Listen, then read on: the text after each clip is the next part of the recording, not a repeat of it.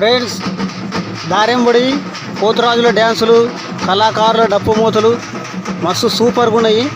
నాకైతే చూస్తుంటే మస్తు అనిపిస్తుంది. మీకు కూడా ఎంజాయ్ అనిపిస్తే ఒక లైక్ వేసుకోండి. ఈ పోతురాజుల పేర్లు రామ్ లక్ష్మణ్ మస్తు చేస్తున్నారు కదా ఫ్రెండ్స్.